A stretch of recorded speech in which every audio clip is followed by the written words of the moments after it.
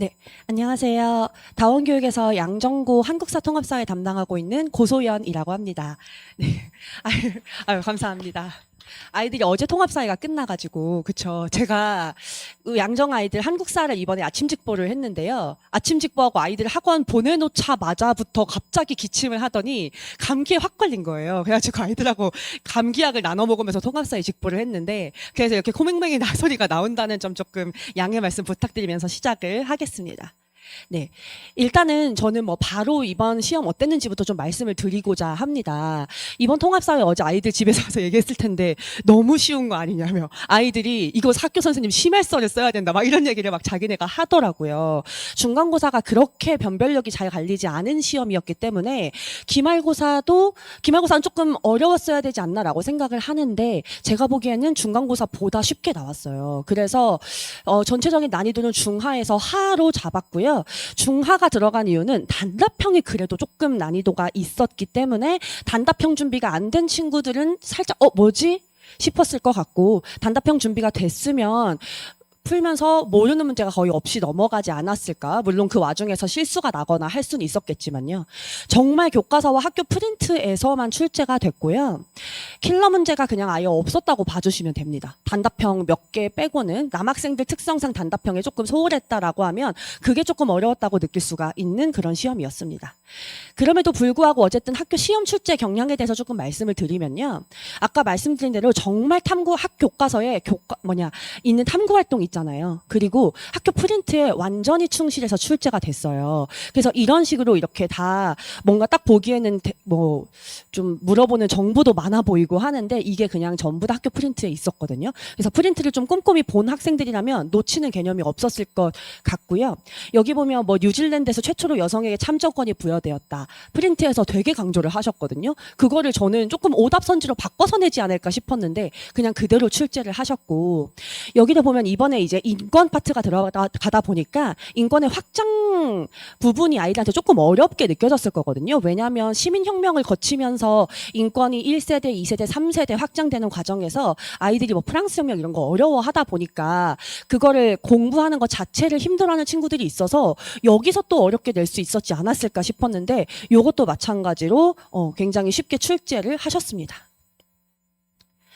그리고 이번에 또 3단원에 도시화 산업화가 들어가면서 나름대로 이제 지리 파트였거든요. 그래서 이번에 지리 파트에서 이렇게 문제가 자료를 활용한 문제가 출제가 됐었어요. 근데 올해 양정고가 지리 전공 선생님이 통합사회를 안 맡으시다 보니까 지리 파트가 쉽게 나오지 않을까 예상은 했는데 역시나 쉽게 나왔긴 했거든요. 그런데도 불구하고 어쨌든 이런 자료 같은 것을 아이들이 조금 연습을 많이 해보지 않았다면 마찬가지 실수가 날 수 있는 파트였습니다. 이 문제 같은 경우는 이제 학교 선생님이 자료를 실수로 내셔가지고 어제 막 정답이 1번이네 4번이네 논란이 났었는데 제가 다른 교과서에서 자료를 찾아줘가지고 얘들아 이게 맞다라고 막 했었거든요. 어쨌든 그런 식으로 선생님도 좀 헷갈려 할 정도의 자료를 출제하기도 하셨고요. 이 문제 같은 경우에는 자료 1번이 이제 인구의 변화가 나와 있고 자료 2번이 산업의 변화가 나와 있는데 정답은 1번인데 4번을 찍은 친구들이 조금 있다고 하더라고요. 4번 같은 경우에 자료 2번은 인구구조 변화에 따른 업종의 변화라고 나와 있거든요. 근데 인구구조 변화는 자료 1번에만 나와 있잖아요. 근데 이런 문제풀이가 잘 학습이 안 된 친구는 그냥 자료 1번, 2번 다 보고서 인구구조에 따라서 볼 수 있지라고 4번을 찍더라고요. 그러니까 통합사회는 정확하게 뭐를 물어본지 판단해서 자료 2라고 나와 있으면 얘만 가지고서 푸는 그런 스킬 아닌 스킬이 필요한데 그런 게 좀 부족했던 친구들은 4번으로 갈 수 있는 그런 문제였습니다. 아까 말씀드린 대로 그나마 조금 아이들이 힘들었다라고 하면 단답형이었는데요. 단답형 여기 보시면 이제 헌법재판소가 담당하는 심판의 종류에 대해서 쓰라고 낸 문제가 있어요. 헌법재판소가 담당하는 심판을 선생님이 프린트에 5개를 실으셨는데 그중에 위헌법률 심판하고 헌법소원 심판 2개를 아이들이 헷갈려 했었거든요. 그래서 제가 전날에 얘들아 위헌법률하고 헌법소원 2개 헷갈리면 절대 안 된다면서 되게 강조를 많이 했었는데 나와가지고 조금 반갑긴 하더라고요. 그래서 요가 이번 답이 헌법소원 심판이었고 2개를 그냥 얼추 비슷하니까 대충 공부한 친구들은 이제 위헌법률 심판으로 쓰기도 했었습니다. 여기는 제가 아이들이 이제 시험 전날에 공부시켰던 단답형 테스트지이고요. 그리고 이제 요거는 시민 불복종이라고 하는 개념에 대한 질문이었는데 이 헨리 데이비드 소로라고 하는 미국의 사상가의 그 제시문이거든요. 근데 이 사람이 고등학교 2학년, 3학년 가서 배우는 윤리 과목에서만 다루는 사상가인데 학교 선생님이 이번에 학습교 프린트에 이걸 실으셨어요. 그래서 제가 이제 학교 프린트 내용을 따로 수업을 해주기도 했는데 요것도 어렵게 되면 소로라는 사람을 물어볼 수 있지 않았을까 싶었는데 그냥 소로는 주시고 그냥 교과서 개념은 시민 불복종을 써라. 요 정도만 출제를 하셨습니다. 근데 요것도 아이들이 그냥 시민 불복종을 객관식 위주로만 공부하고 그 용어 자체에 관심을 갖지 않았던 친구들은 아 뭔지 아는데 뭐지? 뭐지? 하다가 그냥 뭐 백지로 내거나 글자 수 맞춰서 내거나 하는 경우들도 좀 있었지 않을까 싶습니다. 마지막 제일 어려웠을 법한 문제는 요거거든요. 이제 성격차 지수라고 해서 교과서하고 학교 프린트 제일 꼬다리에 이렇게 아주 작게 나와 있어요. 학교 선생님이 프린트에 전혀 강조를 안 하셔가지고 이런 거 선생님이 어렵게 하려면 낼 법도 한데 왜 이렇게 강조를 안 하실까? 불안하니까 외우자 해서 전날에 외웠거든요. 근데 이제 성격차 지수를 쓰는 것이 이제 시험에 딱 나왔습니다. 근데 요거는 아마 좀 놓친 친구들이 가장 많았을 문제가 아니었을까 하는 생각이 들고요. 근데 지금 보시다시피 요 단답형 몇 개 빼고는 전혀 킬러가 없는 문제였기 때문에 이번에 기말고사만으로 등급이 갈릴까 하는 생각이 좀 있고요. 그래서 이제 중간고사 때 성적이 그대로 이제 가거나 아니면은 뭐 약간 뭐 한 조금 등수 정도 변동이 있지 않을까 하는 생각이 듭니다.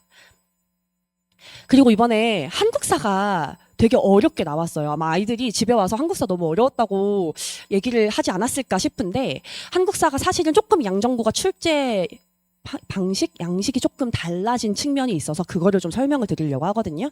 양정구는 이번에 객관식은 정말 평이한 난이도로 출제가 됐습니다. 그런데 주관식, 단답형이 너무너무 어렵게 나왔어요.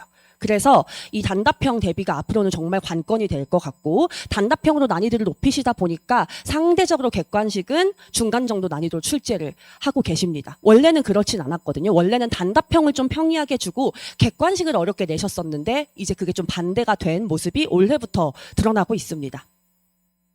객관식은 정말 중간 정도 난이도였어요. 그래서 평상시에 공부 열심히 하고 문제를 많이 풀어봤다면 잘 틀리지 않을 법한 문제들 출제가 됐고요. 양정구가 항상 내는 게 이런 조선의 왕들 이 사이에 들어가는 내용을 골라라 이런 걸 항상 내는데 그거를 왕과 왕 사이에 텀을 좀 둬야 애들이 헷갈리거든요. 왜냐면 이 왕이 여기 들어갈지 저기 들어갈지가 헷갈려야 되는데 그냥 선조 다음 광해군 다음 인조를 줘버렸어요. 그러니까 텀 없이. 그래서 아이들이 그냥 손쉽게 문제를 풀 수 있었던. 왜냐면 가예는 그냥 선조 때 있었던 일 넣으면 되고 나에는 그냥 광해군 때 있었던 일 넣으면 되니까 전혀 어렵지 않게 풀 수 있었던 문제로 출제가 됐고 어쨌든 이런 왕의 업적에 대한 문제는 제가 이렇게 직보 자료로서 준비를 해줬던 모습 같이 넣어드리고요.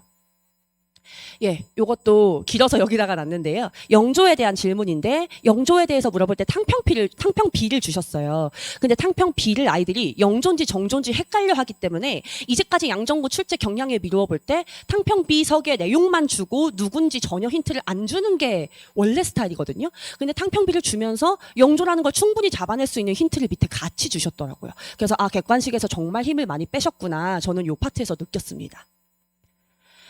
그럼에도 불구하고 객관식에서 아예 힘을 뺄 수는 없으니까 지엽적인 개념들을 넣어서 아이들 실수를 조금 유발하려고 하는 문제들이 있었는데요. 여기 보시면 조선 후기 반농사에서의 견종법이라고 하는 새로운 농법이 교과서에 소개가 되어 있는데 이랑을 만든 후 생긴 고랑에 씨를 뿌린다라고 나와 있거든요. 근데 이제 학교 시험에서는 이거 틀렸죠? 고랑을 만든 후 생긴 이랑의 씨를 뿌린다. 이렇게 나와 있어요. 우리 아들들이 이런 것까지 어떻게 신경을 쓰겠어요. 견종법 안다 그러면 만족하고 넘어가는데 이제 요거를 바꾸게 게끔 냈거든요. 그래서 저희 반 아이 같은 경우에도 엄청 고민 많이 하는 저 보이시죠? 그러다가 아무거나 그냥 찍어버리는 이런 형태가. 그래서 제가 아니 왜 확실히 아는 거를 가니 헷갈리면은 헷갈리는 걸로 답으로 가야지 왜 확실히 아는 데다 들리니 하니까 왠지 자기가 아는 거에서 오답 선지가 나올 것 같은 느낌이 있었다며 그렇게 얘기를 했습니다. 예, 그리고 단답형에서도 나름대로 좀 지엽적인 개념이 나왔거든요. 여기 보시면 교과서에 이익의 한전론이라고 해서 조선 후기 농업 중심의 실학자거든요. 근데 아이들 대부분 뭐 이익의 한전론, 정약용의 여전론 키워드만 외우고 넘어가는 파트인데 여기서 이익의 한전론에 나오는 키워드인 영업전. 영업전이라고 하는 단어를 단답형으로 쓰게끔 됐어요. 그래서 좀 꼼꼼하지 않게 공부한 친구들은 아마 영업전은 조금 어렵게 느껴지지 않았을까 하는 생각이 듭니다. 그래도 다행히 배점이 크지는 않은 문제였고요. 양정고가 어느 순간부터 개수 고르기 문제를 출제를 하고 있는데 이번 개수 고르기 문제가 되게 어렵게 나왔어요. 아이들 제일 어려워하는 동학농민운동의 개혁, 갑신정변의 개혁, 가보 개혁의 내용들을 섞어가지고 옳게 설명한 개수를 고르시오라고 출제를 했거든요. 제가 아침 직보 때 이거를 정말 아이들 막 달달달 암기를 시키고 갔는데 나와가지고 좀 반갑기는 했습니다만 이런 문제가 하나만 헷갈려도 바로 오답이 나버리는 문제이기 때문에 속어법을 쓸 수가 없잖아요. 그래서 좀 이 문제에서 당황하거나 심장이 벌렁벌렁 뛰거나 하는 친구들이 있지 않았을까 싶습니다. 그래서 이번 객관식에서는 제일 어려운 문제는 이 문제였다고 보여지고요. 네, 이렇게 제가 개혁 내용 공부시켰던 자료 보여드리고 이번에 단답형이 정말 어렵게 나왔어요. 정말 어렵게 나왔고 이게 제일 어려웠던 문제고 총점이 6점이나 되거든요. 신량역천이라고 하는 조선 후기 이제 어떤 한 집단, 한 신분적인 집단에 대한 설명인데 여기 보시면 교과서 이거 탐구활동에 아주 작게 날개단에 나와 있거든요. 작은 날개단에 있는 건데 얘네들을 조례, 뭐 나장, 일수 이런 사람들이 어떤 일을 하는지까지 매치해서 가나다를 쓰게끔 내신 거예요. 그러니까 아이들은 대부분 신량역천은 당연히 알고 있고 얘를 다른 말로 칠반천역이라고 또 해. 그리고 얘네들이 쭉 언급이 되면 나는 얘네가 신량역천인 걸 알아낼 수 있어 정도로 공부를 하고 넘어가는 파트인데 대놓고 쓰라고 내셔서 정말 저는 이 문제에서 깜짝 놀랐고요. 앞으로 2학기 때는 단답형을 정말 어느 선까지 대비를 해야 될까라는 걱정이 조금 들기도 했습니다. 그리고 지난 중간고사부터 내기 시작했던 순서를 맞춰서 나열하는 단답형 문제. 이것도 마찬가지 순서 풀 때 아이들 제일 좋아하는 속어법 못 쓰고요. 항상 아이들 시작과 끝 잡아놓고 다 X 쳐서 풀잖아요. 그거 절대 못하고 중간에 하나라도 헷갈리면 6점이 날아가 버리는 그런 순서 문제였습니다. 동학농민운동 안에서만 나오긴 했지만 동학농민운동 과정에 청일전쟁도 벌어지고요. 1차랑 2차 봉기가 있기 때문에 굉장히 헷갈리거든요. 그래서 이제 이 문제 같은 경우에는 정말 많은 아이들이 틀리지 않았을까 하는 문제입니다. 그래서 저는 이런 문제가 나올 거라고 좀 예측을 어쨌든 할 수는 있으니까 제가 연표를 마련을 해가지고 아이들 연습을 좀 많이 시키기는 했거든요. 그럼에도 불구하고 뭐 한두 개 실수 나서 틀리는 경우에 6점이 날아가니까 너무 아쉽긴 하더라고요. 그래서 2학기 때는 근현대사가 계속 앞으로 일제강점기랑 나오니까 이런 문제가 정말 계속 대비돼야 되는 문제 양식이라서 잘 준비를 해야 되지 않을까 싶고요. 예, 2학기의 통합사회 같은 경우에는 이제 5, 6단원이 첫 중간고사에 들어가거든요. 근데 5단원이 경제고요. 6단원이 윤리예요. 저희 이번에 들어갔던 4단원이 통합사회 전체 단원에서 세 번째로 어려운 단원이고 첫 번째로 어려운 게 경제, 두 번째로 어려운 게 윤리거든요. 근데 그게 이번에 한 시험에 들어가서 아마 여기서는 선생님이 쉽게 내고 싶어도 못 내실 거고요. 남고다 보니까 경제를 정말 어렵게 내시는 특징이 있으시고 현재 통합사회의 그 부장 선생님 있잖아요. 부장 선생님이 윤리 담당쌤이셔서 윤리는 정말 어렵게 내세요. 그래서 5, 6단원은 아마 좀 그런 양보의 여지 없이 어렵게 나오지 않을까. 그래서 1학기 때 힘을 빼시고 아이들 방심할 때 2학기 중간고사에 어렵게 내지 않을까. 작년에도 그랬거든요. 근데 경제도 그렇고 윤리도 그렇고 외울 내용은 많지 않아요. 한국사와 달리 통합사회는 암기할 내용이 적잖아요. 그러니까 빨리빨리 암기를 해야 돼요. 그냥 배우는 즉시 개념을 암기를 해버린 다음에 특히 경제 윤리는 문제를 정말 많이 풀어봐야 되고요. 윤리 같은 경우에는 수능 개념, 수능 유형에서도 문제를 가져오시기 때문에 진짜 뭐 내신 문제부터 수능 문제, 모의고사 문제까지 다양하게 풀어봐야 됩니다. 그리고 당연히 내가 제대로 푼 것인지 그냥 어쩌다가 때려 맞힌 건 아닌지 스스로 점검하는 과정이 필요하고요. 그리고 경제랑 윤리 파트에서도 여전히 학교 프린트랑 교과서를 강조하시기 때문에 이 아이들, 특히 남학생들 놓치기 쉬운 이 프린트 개념까지 다 정리가 되어 있어야 합니다. 한국사는요. 아까 말씀드린 대로 이제 2학기로 들어가면은 일제강점기부터 현대사까지 들어가거든요. 아마 못해도 전두환 정부, 많으면 노무현 정부까지 들어갈 텐데 그 파트에서 우리 양정고 순서 문제를 단답형으로 내면서 점점 더 어려워지고 있고 단답형이 너무 힘이 많이 들어가 있어요. 그러면 사실 이거를 대비하려면 2주 전 정도에 시작하는 벼락치기로도 좀 저는 부족하다고 생각을 하거든요. 그래서 이 교과서를 정말 일찍 읽고 학교 수업이라든가 학원 수업을 잘 따라가면서 복습을 밀리지 않고 해놔야 마지막 2주는 뭐가 나올지 모르는 단답형에 대비할 수 있는 시간이 보장이 되는 거거든요. 그래서 제가 뭐 한국사를 뭐 미리미리 해라 이런 말씀 드리기 좀 죄송하긴 한데 한국사 성적을 잘 받고 싶으면 지금 양정고 시험 스타일이면 그렇게 공부를 할 수밖에 없을 것 같아요. 그런데 또 제가 이번에 할 때 느낀 게 아이들이 그 1학기 중간고사 범위 고려까지였잖아요. 그러니까 중학교 때 했던 지식으로 어떻게 공부를 하는 친구들이 좀 있었거든요. 근데 근현대사 들어오면 아이들이 배경 지식이 아예 없는 거예요. 그래서 저는 흥선대원군 너무 쉬워 얘들아 이러고 시작했는데 애들이 다 처음 들으니까 그럼 흥선대원군이 왕이에요? 그러면 고종이 왕이에요? 막 이런 상황이 벌어지는 거죠. 그래서 배경 지식 자기가 없어서 너무너무 힘들다 이런 말을 하는 친구들 좀 많았거든요. 그래서 근현대사에 대한 배경 지식이 없으면 정말 벼락치기 힘들고요. 그래서 좀 미리미리 공부를 해놓거나 아니면 뭐 책이라도 조금 방학 기간 동안 읽어보거나 이런 식으로 대비를 해놓으면 학교 수업이나 이런 거 따라가기에 조금 더 편하지 않을까 생각이 듭니다. 네. 그래서 제 수업 같은 경우에는요, 네, 이렇게 그냥 간략하게만 써놨고요. 특히 저는 단답형을 정말 중요하게 생각해서 아이들 힘들어서 팔이 빠질 지경이어도 단답형을 계속 풀리거든요. 단답형을 다 맞으면 객관식도 맞힐 수 있다라고 생각하기 때문에 단답형 계속해서 암기시키고 있고요. 교재의 난이도별로 스텝 1부터 스텝 4까지 제가 문제를 수록을 하고 있어요. 그래서 제 교재에 있는 문제만 풀면 다른 교재를 안 풀어도 웬만한 시험을 위한 문제는 다 풀 수 있게끔 제가 준비를 하고 있고요.